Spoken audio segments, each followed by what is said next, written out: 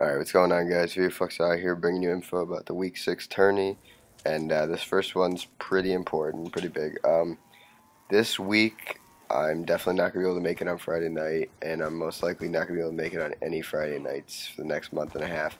Tennis, the way tennis is played, is matches every Wednesday, Thursday, Friday, and I'm doing stuff after Friday matches, so there's just no way that I can ever make it to a tourney again within the next month and a half. So I'm going to ask around, but we're most likely hoping for a time change to about 3 o'clock on Saturday, like 5 hours before Chong's, 3 hours, 3 o'clock Eastern, and because that really is the best time. We can't do it anytime Friday, and then I don't want to go into anyone's Sunday time. I think Saturday is a relatively open day.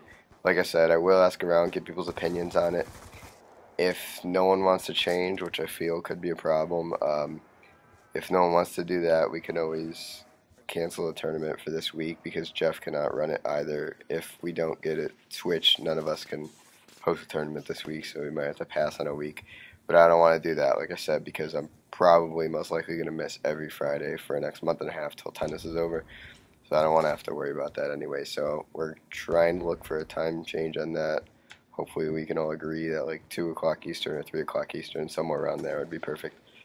Secondly, losers bracket matches, guys. I say this in almost every one, but I want to make it a little more prominent here.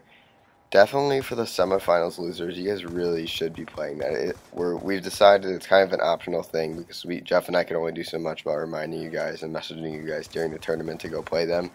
But we're just going to leave them up if you want to play them. It's your loss if you don't. Really, you're going to get whatever the highest seeds are that were in that tournament. That's how they're going to be ranked for next week's if you guys don't play. But the 5 through 8 seed I find important. Like, I'd definitely rather be a 5 seed than the 8 seed. I'd just show up. It's best of 1 for all of those matches. You guys only got to play once.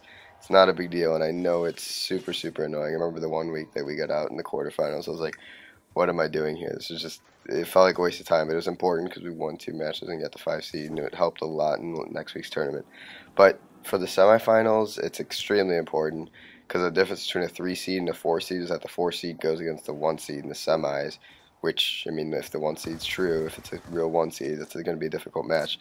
And then the 3 seed gets to go against the 2 seed, so they have a easier match, and it's best of 3 in the semis. So it took 15 minutes last week between Chong and our team, Chong and my team, and it went perfectly well. So I really strongly recommend you guys doing that. It's for your benefit only. So if you don't want to show up and you don't want to do that, that's fine, but your seed's just going to be lower as a result. So make sure you show up to those. Just contact the other team or me. Even if you send me a message saying, hey, we're ready to play, I can at least mark down that you guys were ready to play. If your team doesn't show up, I can give you a higher seed for that.